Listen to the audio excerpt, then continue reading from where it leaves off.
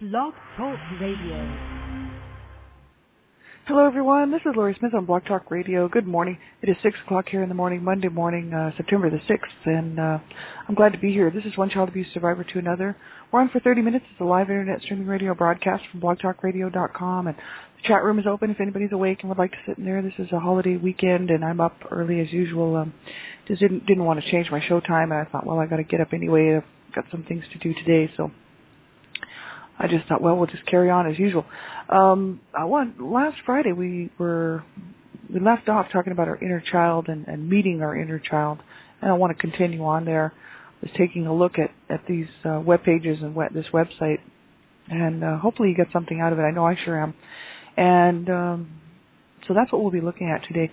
I'm not a counselor or a therapist. I don't hold any certificates in those areas. You know, I'm just a private citizen who pays to do my own blog talk shows, because I'm a survivor of child abuse, and I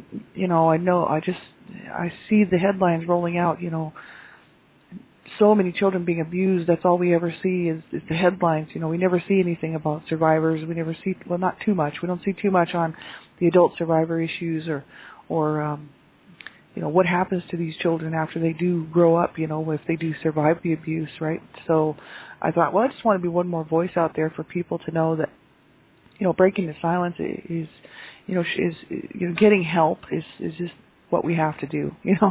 I mean, we did not deserve that abuse, and we certainly didn't deserve to suffer in silence, and we certainly didn't deserve any of that happened to us. And I thought, why am I sitting around in silence? So 3.5 years ago, I began my healing journey, and decided that I wanted to get proactive instead of sitting around feeling like so alone and just so devastated by what had happened to me and to my family.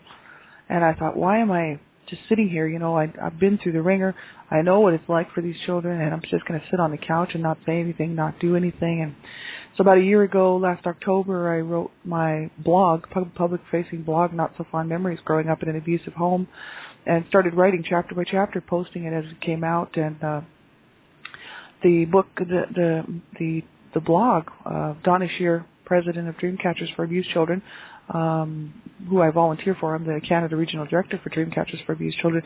She saw my blog and she said, this really needs to be a book. You can help so many people, so many survivors to know, that there is hope, and to hang on and find that help, whatever help it is, to reach out and get it, and to know that we didn't deserve what happened to us, and no child does, and just to help other people who may not have survived child abuse to understand the seriousness of why it's so important that we do stop child abuse, because it's real and it's happening and it's sad. Let me tell you that. So that's, I'm happy to be able to do this, and I didn't realize how long I'd be doing these blog talk shows. November will be a year, and I wasn't sure how many people would be listening and tuning in. So thanks everybody for being here and tuning into my shows. I really appreciate it. And so that's why I'm doing these shows, And so if you're a young person up to the age of 18, I ask that you have someone listen to this show with you, and to make sure that it's something that you should be listening to, especially if you're a really young person, because the topics of abuse are scary, and you might not understand quite what I'm talking about. And so it's a good idea to have someone who's older listen to the show with you, and they can help you, make the decision whether you should be listening or not. And everyone else just has to listen at their own discretion, because the topics of abuse can trigger, and especially survivors who are just starting out your healing journey. The topics of abuse can trigger you, and, you need to be in a safe place when you're listening to this stuff or reading any kind of thing like this, any type of information on adult survivor issues and whatnot. If you're just starting out in your healing journey, so sometimes it's a good idea to have somebody with you that supports you, that is there, or your therapist or counselor, right? Because it can trigger people, and then, if you're not feeling safe and you might hurt yourself or someone else, you have to be very, very cautious about what you're doing. And, so if you're not feeling all that strong or all that safe today, you can just turn the show off and listen at another time. The archives will be here for a long time, probably, hopefully. So, everyone just listen at your own discretion and make the right decision, right? I want to look at inner child, and this is from Hope for Us. And I just recently kind of came along, found this website. I had never seen this information before in all of my research that I've been doing over the last year especially. And this is from www.hopeforsurvivors.com /innerchildmeet.html, and that is www.hope4survivors.com. And we left off coaxing your inner child out. We left off talking about, meeting our inner child, and the reason it says the reason our inner child may not trust us at first is because we've ignored them for so many years. And Lucia Cappuccioni says that the inner child is constantly trying to get our attention, but many of us have forgotten how to listen.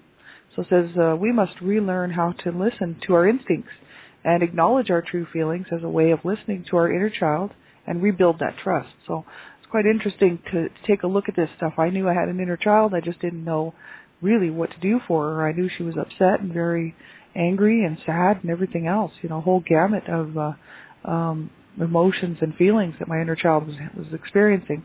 In the meantime, I'd just go to work and maintain my life and, not reach into that inner child that was inside me that needed to be nurtured and loved and cared about, So that's the thing, we have to connect, I guess, with that part of ourselves, that wounded inner child that was so wounded and still is possibly, right? So, and I have recently, in the last 3.5 years, started to look in and try to reach out to her. That's what we were talking about on Friday. And so they were talking here about coaxing your inner child out. So I'm just reading right from this webpage, and I popped it into the chat room there. If anybody, you can just bring it up, and I'm just reading right from the page here. It says coaxing your inner child out. The best way I know of to coax your inner child out into the open is to journal using your non-dominant hand. Your non-dominant hand is the hand that you do not normally write with. It says if you are right-handed, like me, you will want to journal using your left hand. This will feel awkward to the adult you, but letting go of your requirements of neatness, correct spelling, and grammar is exactly what your inner child needs. They say here it may also help to use a writing implement that a young child would be more accustomed to, like a big, fat, colorful crayon, right? It says it may also help to use unlined paper, and if you decide to use lined paper, do not make any attempt to stay inside the lines or write neatly. The important thing is to make your inner child comfortable, to say what he or she wants to say, not that it looks neat. So we're not supposed to be concerned about how neat it looks. We're supposed to let our inner child write through our non-dominant hand, right? It says, today I find that when I write with my untrained, non-dominant hand, I regress to a younger age rather quickly. And she says here, if you have trouble getting your non-dominant hand moving at first, try drawing a picture instead.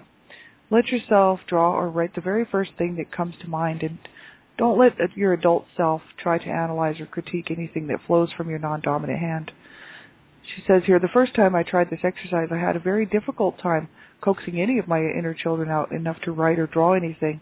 They had been buried, ignored, and terrified for so long. It took some time, patience, and effort on my adult's part to coax any of them out into the light.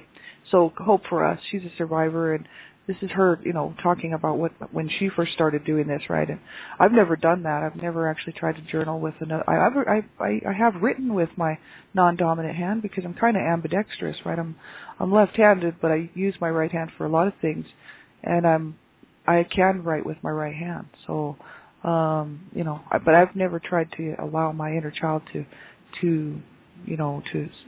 speak through my writing, through journaling.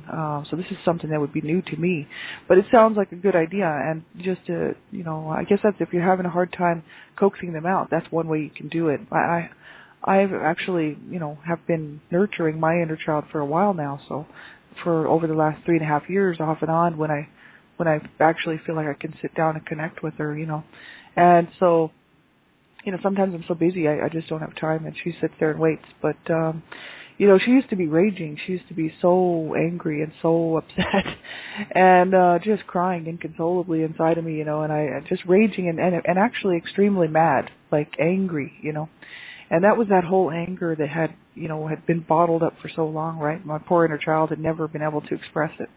And so, as an adult, like I was saying, I could go to work, no problem. I could go and have fun and laugh with everybody else and enjoy life, travel different places in the world. And, I've done a lot in the last 45 years, and I've had all kinds of different careers, and I've been busy, and so, until 3.5 years ago when I began my healing journey, I finally, had another not a breakdown, but I had a point where, just before 3.5 years ago, I would say, in the winter time there, I was having just such a hard time coping, and was considering ending my life again. And I thought, self-injuring is really what I was going to do. And I thought, how am I going to get out of this pain? I just want to show people the pain that's on the inside of me. I want people to see because I had never gone public with my story, right? So, I hadn't got any help, no therapist, no counselor, and I was always relying on a few trusty friends to tell my story to, which I ended up pushing them away, right? So I was on my own, and I thought, man, if I self-injure, what would be the point of that? As I was sitting on the couch, this is 3.5 years ago, and I thought, all it's going to do is hurt me more, and I've been hurt enough. I started to talk to myself, talk some sense into myself, and I said, if I end my life, no one's going to care. I mean, it's like, who's going to care? My family might shed a few tears, my dysfunctional family, they might cry a little bit, and of course it would hurt them, but life would go on. Half of our family pretty much ended two of my brothers ended their life, and another one was murdered, so that wasn't his fault. But, my mom was, a mess her whole life. My dad, they would have cried a little bit, and then it would just, life as usual. So I thought, what would be the point of that? I've already suffered enough. And I got mad. I finally started getting mad. I thought, this is ridiculous. I need to fight to live. So I can win this battle. I want to win this fight. If I give up, then my parents win and my abusers. And I thought, why am I going to let them do that? No way. I'm winning this fight. So I started to get proactive on myself and get proactive on healing. And that's when I realized that my inner child had never, ever been able to be comforted. She had never been nurtured. She had never been loved, cared about. She was screaming her head off, and she was extremely angry. And so, raging anger mad, and I thought, okay, I got to reach into her because that's part of me that needs to come out, needs to be allowed to be expressed, and I didn't want to express it in unhealthy ways, which would be to destroy things, because I had done that in the past, let loose and destroy things and trash rooms, and I've never really violently beaten anybody up or anything like that, but there's always a fear that, I could lose control and hurt somebody or hurt myself, and, with that rage that was inside of me. So I started to think, how can I do this, so that it doesn't become some sort of a crazy episode, And I thought, well, I'll just reach in and I'll just first of all start talking to her and start nurturing her. And I started to, hold my own hand was one thing I used to do. And I used to talk to her, and I'd say, you didn't deserve that. And I'd be inside my head, and I'd just be like, I do love you. You were, you didn't deserve that. Talking to my inner child, right? She started to feel a little bit better, after I recognized and acknowledged her, right? So I think that's the thing. They're looking for acknowledgement and recognition, so that, they can get some help too, right? That inner part of us that was never able to, that was just locked away and hidden away for so many years. So that's the thing, right? So important that we get in touch with our inner child. And this is really the first time I'm actually doing any real looking at it as far as websites go. And so it is quite interesting. So she says here, one thing that worked for me might be something you can try if you at first have difficulty. She says, I remembered that I had a blue stuffed bunny that helped to comfort me as a small child. I went out and found a very soft, snuggly blue stuffed rabbit and bought it for my inner child as kind of a peace offering. Before attempting the exercise again, I just clutched, hugged, and rocked my new bunny for a while until I could feel my inner child start to relax. So this is what she did to kind of make her, to get in touch with her inner child and start to relax, right? And she says here, after I felt a bit lighter following the bunny snuggling, I decided to have back and forth dialogue between the adult me and my inner child. And that's what I was doing, having a conversation there. To do this, she says, start out writing with your dominant hand, my right hand. Let the child or children inside of you know how much you love them. Write in words how sorry you are and that you didn't deserve to be hurt. The adult you might say something like this. So she actually writes here what you could say to your inner child, right? So this is what she might say, right? She says, the adult you might say something like this. So she says, I'll just read it. She says, sweetie, you might have a name for your inner child or inner children. So she says, or you might not have a name for your inner children yet. So she says, they might not prefer your given name. So she says, I just want you to know that I love you. I'm so sorry that your abusers, whoever your abusers are, hurt you or hurt us. She says, be sure to say us instead of you here. It's important to let your inner child know that you are united. Your inner child is part of you. So this is what she's written here. She said, they had no right to hurt us. We have every right to be mad at them and to feel sad. I just want you to know that I'm a grown-up woman now, and we have moved far away from Mommy and Daddy or whoever hurt us, right, whoever the abuser was, and they cannot hurt us anymore, and I won't let them. You can trust me. I promise to protect you. I want you to be with me so much. And you are a sweet boy or girl, right? And will you please come out and talk to me? So this is one way that she said, you know, a person could possibly get in touch with their inner child, right? So she says, after you write a dialogue similar to this, just place the pen or pencil or crayon in your other hand, other non-dominant hand, and wait. You may get an answer and you may not. So the answer you get might be no. So she says, you know, your inner child might say no. If this happens, ask your inner child if they would like to draw a picture instead. So she says, if you're successful in getting your inner child to answer or draw something, be sure to praise them by writing in your dominant hand again. Slowly get to know your inner child or children. So she says you can ask them, you know, what is their name, and see if you can get that out, right? And how old are you? Because different ages, you know, different stages, right? My inner child I recognized was quite young. She wasn't a toddler. She was I would say, about 7 years old, 6-7 years old, and which is quite interesting because most of my physical abuse and the violent stuff happened to me when I was older, about between 8 and 12 years old. But my inner child, actually, who was raging and really upset, is younger than that, and I think it's just the lack of love and nurturing that I got from my mother. I didn't get any real love or nurturing from her, and I think that's why my inner child is younger. And so it wasn't so much the abuse that I cared about. It was the fact that before that, I didn't get the nurturing and the love that I needed, that whole bond, you know, with the parent sort of thing. So I have a really younger, you know, inner child than when most of the abuse took place. So I was being abused at an early age as well, but you know, the majority of it, as far as I can remember, was, but maybe there was more that I just haven't quite gotten in touch with yet. See, that's the thing. Hard to say, but I know my inner child is, I can picture her, and she is a little bit younger than I actually would have expected her to be. So it says what you can ask your inner child what they like to do, and you can ask them where are they, you know. You can ask them how they feel right now, things like this, right? She says here in a note, she says, please be aware that you and your inner child might feel quite drained at this point. Don't try to do too much in one sitting. Praise your inner child for coming out and talking to you. Acknowledge the courage it took to do that and that you realize they might be tired now. Tell them you promise to come back and talk more later after they've had some rest. And you might want to imagine in your mind's eye that the adult you is tucking your inner child into a cozy bed, sleeping bag, hammock, or any other place where they feel safe and comfortable.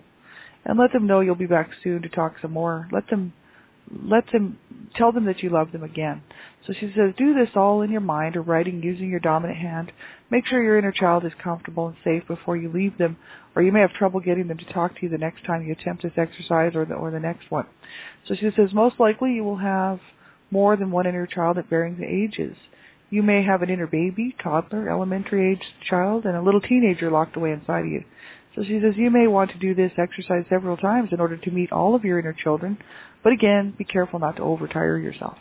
So she was talking about, this is from Hope for Us, and she's a survivor of childhood physical, sexual, emotional, ritualistic abuse.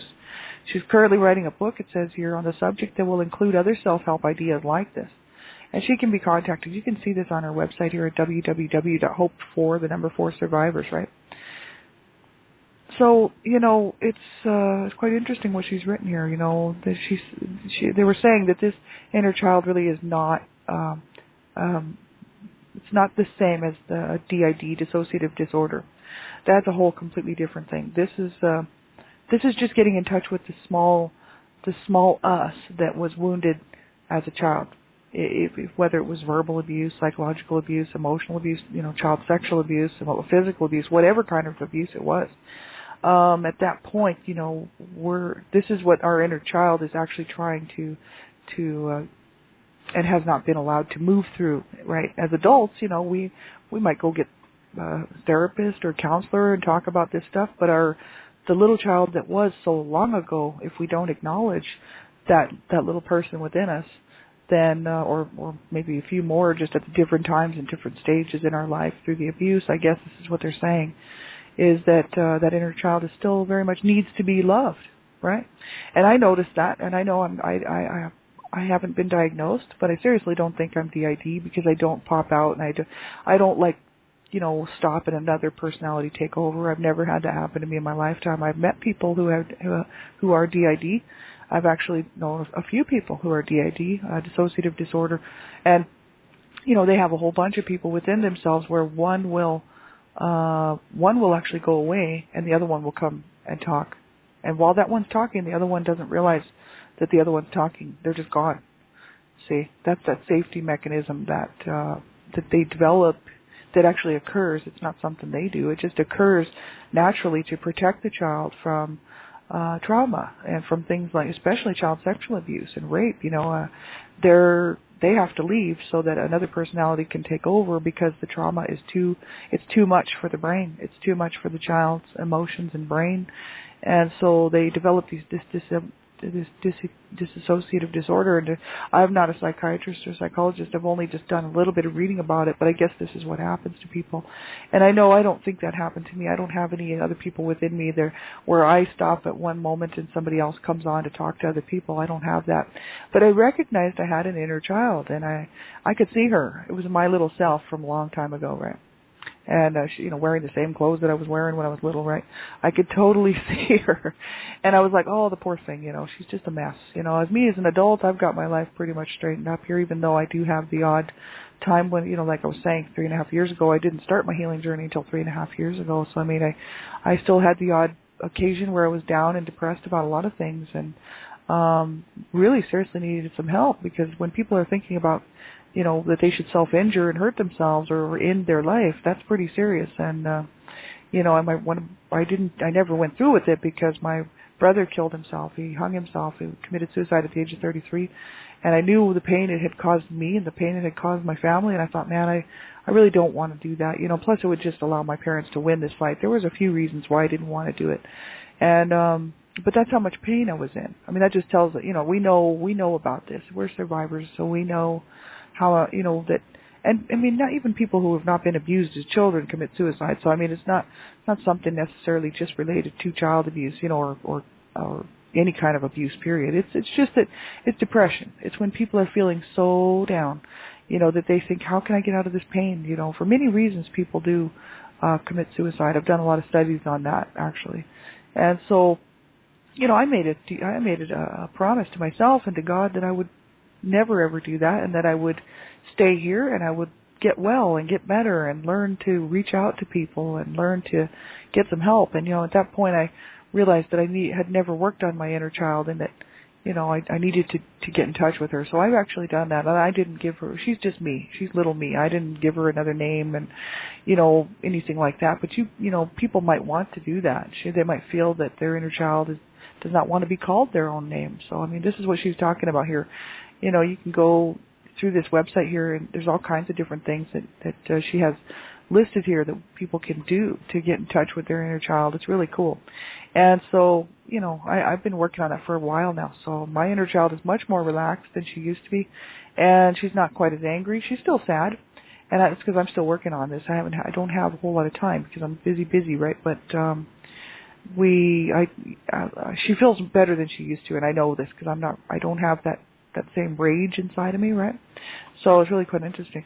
So she says here, the next portion of this is called Acknowledge and Embrace Your Inner Children. And the links are all on our webpage here. Like you can go right from one section to the next, right, in order. She's sort of set this up like it's something that people can do, and it's an exercise, right, to meet our inner children. So she says you can meet your inner infant self, your inner toddler self, inner preschooler self, inner school age self, and inner adolescent self. And she's got links to those, right? And she says, just for instance, this one here, I'll just look at inner infant self just to bring up the actual category. It says, affirm your inner infant. So she's talking here, and she says, it was John Bradshaw who distinguished the differences in needs for reclaiming the inner child at varying stages of development. In his book, Homecoming, Reclaiming and Championing Your Inner Child, just like the different stages of child development, the inner child has different needs for different developmental stages. So every infant, as she's written here, every infant who comes into this world has very specific needs. And if your needs were rejected or neglected as an infant, you would have internalized those unmet needs within your inner infant. And later years, if these needs are not acknowledged and met, your inner infant self will be crying out from within for that specific attention. So it says the difficult thing about working with your inner infant is that most people cannot remember that stage of their development. If you suspect that you were abused or neglected as an infant based on family history, etc., I highly recommend that you get a copy of John Bradshaw's book, Homecoming, and take the quiz or index of suspicion on pages 82 through 84 to determine if you need to work with your infant inner self. And inner infant affirmations she talks about here. This is so cool. I know that I can remember a few situations where I was really young and there was so much violence in our home. My parents were brought up on charges. I was 2 years old when my parents were brought up on charges, and whoever the protective services stepped in, whether it was CPS, DHS, I don't know, way back then, 1967. They used to come to the home. They actually let us stay in the home. My parents were told to get counseling and that we would all be removed if they didn't get counseling and get help, because there was a lot of physical abuse going on. My brother showed up at school with a turtleneck on and covering up bruises and a beating that he had taken from my dad. And the nurse noted bruises on his face, and it was summertime, and he was in a turtleneck, and so, of course, they got involved, right? So the social workers would come over, and there was two of them always with clipboards, and they would always, I remember this, I was just barely 2 years old, and they would check my diet. They would check to make sure that I was not being beaten or burned or, mistreated, right? So they would actually look under my clothing, right? They would actually, if I was wearing a dress, and they would actually lift it, to see if I was being abused, right? This was two of them, and my mom would be there too, right?